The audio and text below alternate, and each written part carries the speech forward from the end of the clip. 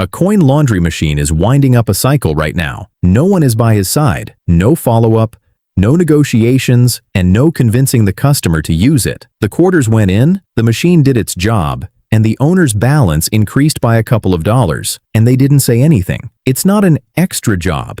It's business, but it's not the one that people put on their vision boards. I'm Unas, and this is Wealth Tactics. Here are 20 businesses, but they all share a common trait. Very few people want to be in charge of them, so real reliable profits are possible if they want to be. We will be going down from 20 to 1, and the thread connecting them will become more apparent as we go.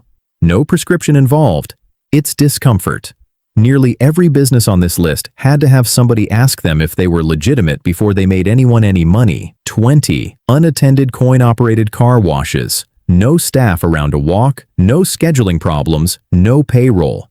The owner retrieves the money, all using a card or app, whilst much of the wash process is automated with the owner's presence only to refill soap and to empty the coin tray. The upfront expense of equipment is a fact, but the upfront expense of an additional car is close to nothing once the equipment is set up. 19th. Vending machines. They accept cards, they remember where you bought them, and you don't need to stand near to the machine. It's not what's in the unit, it's where it's located. But a cleverly designed space in a small break room or gym floor can make a big monthly profit. You're not leasing a machine, you're leasing a lot more than that. This used to be a $0 a month corner until a box was built on top. 18th.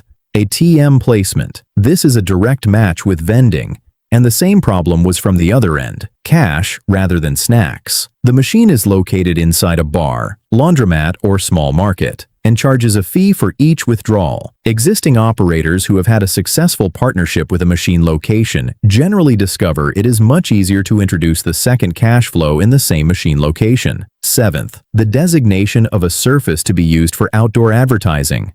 A sign on a high-traffic road, month-to-month or year-to-year rental from local merchants will generate revenue not based on foot traffic, weather, or customer service. The big plus is the placement of the asset. With no continuing labor, and when built and approved, the same structure can be sold to new advertisers for decades and thus generate significant income. After construction, with close to no ongoing labor needed, the same building can be sold to new advertisers for years and so provide a strong income stream. 16th.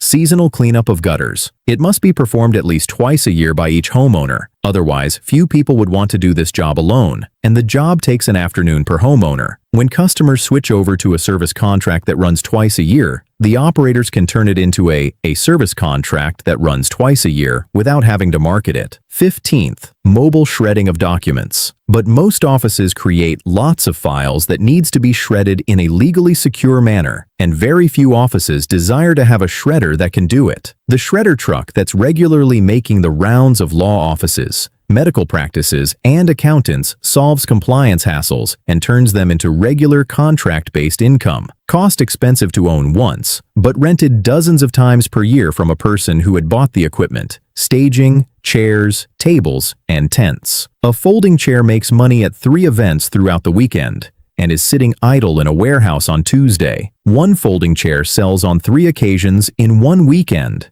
and is left unused in the warehouse on a Tuesday. Tablecloths and aprons are needed every day in restaurants. Salons need towels. Uniforms should be worn at auto shops. Almost everyone would prefer not to have industrial laundry equipment to their own service and would hire a service to provide them with clean linens and to pick up the dirty ones at a certain time of the week and sign a contract that would be renewed as long as the business is open. 12th. Bookkeeping in small businesses. Basic accounting skills and a computer. Small business owners really don't like keeping books, and they're willing to pay a monthly fee for someone else to keep books. This is recurring income without an office, storefront, or employees. The thing being sold is not a qualification. It is a promise of an avoidance of a certain task that the owner does not wish to do.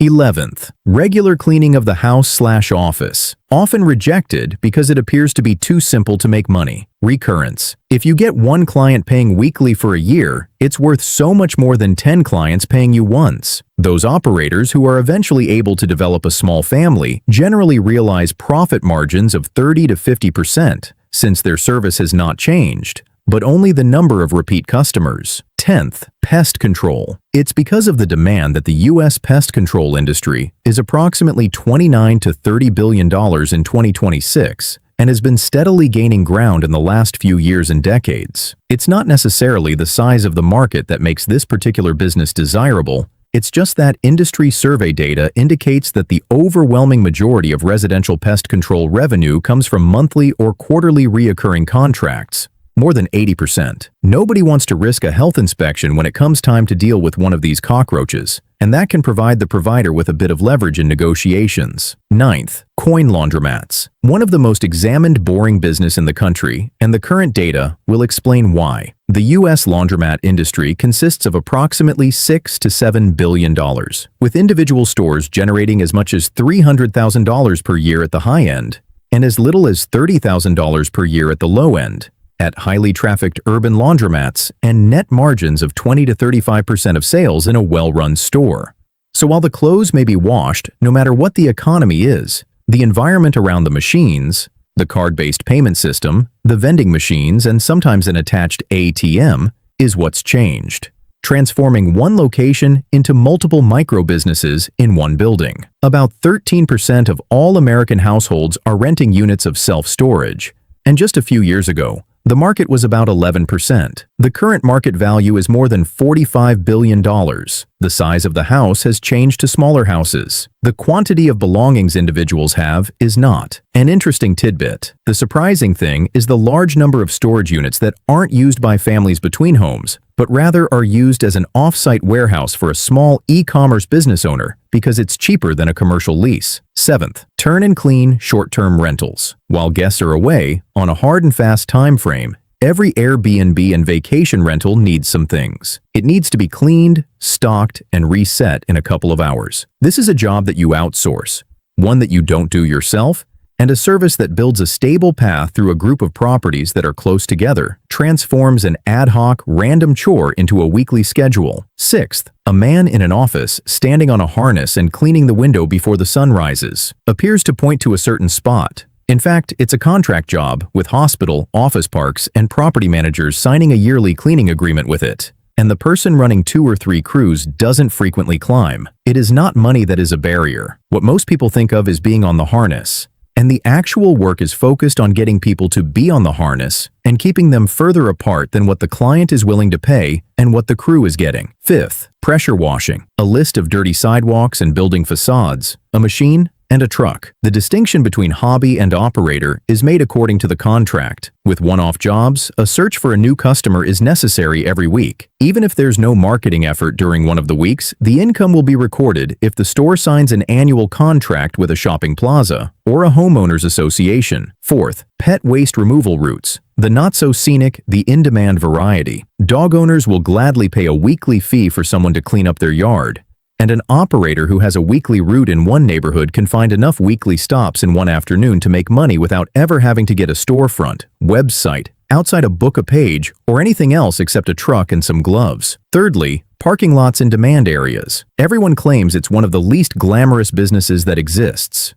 It is. A well-situated lot in a business district doesn't need to carry inventory, have any product, and essentially no customer service.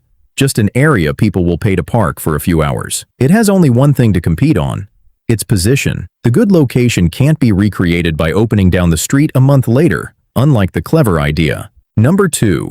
Buying a small business rather than creating a small business. This is a new category as compared to all above. It is not about which business, but how you acquire it. The one most hazardous period of any new business, when no one knows if the business is going to succeed or fail, is eliminated by a laundromat, a cleaning company, a pest control route with paying customers, and a good system in place. Companies with a track record of consistent cash flow are also more likely to receive a significant multiple of their profits when compared with those that sell once-only products. Who would pay more for cash flow that is already known when compared to cash flow that is yet to come? First, any kind of business. All your income that you get back. This is not a business. It's the recipe for all of the businesses we've been talking about. The distinction between slow and fast wealth creation is that the customer paid one time, or that customer is going to pay next month, or that customer isn't going to pay this month or next, except if they are sold again. once for each job. You can still benefit from them, even if you didn't sell anything that week, if you have signed up for a contract or subscribed to the service, or if you have a recurring service. The root structure of the car wash, the storage unit, the pest control company, the bookkeeper who does the bookkeeping for me once a month. All of them have the same invisible architecture under many different surfaces. I have one story I have to leave you with. The number 20 has no meaning apart from it. I talked to someone a couple of years ago who had been working on a subscription box company for nearly 3 years. A really ingenious idea, a real need, among thousands of other really ingenious ideas for customers to pay for at the same time. She paid out of pocket to test ideas that failed to take off. During that same time frame, someone else I know purchased a small, non-distinguished contract book for a commercial cleaning business. From an owner wanting to retire, existing clients, existing routes, existing revenue. No need to create anything from scratch. The second individual replaced his salary in a few years. The second individual had substituted his salary within a couple of years. The first had just started experimenting with novel ideas. Same effort, same intelligence, a different playing field, one of ambition, the other pretty much unwelcoming to anyone playing for it. That's really it's all about. Not necessarily a particular business. The desire to play anywhere that people think is too low for their ability. If you're amazed at any of these 20, or maybe you've noticed a business you've passed by your entire life without paying attention, then subscribe to Wealth Tactics. Every week we'll be sharing what money really looks like when it's not being marketed in it. Let me know in the comments which of these 20 you would consider beginning. I read everyone. This has been Unis for Wealth Tactics. See you in the next one.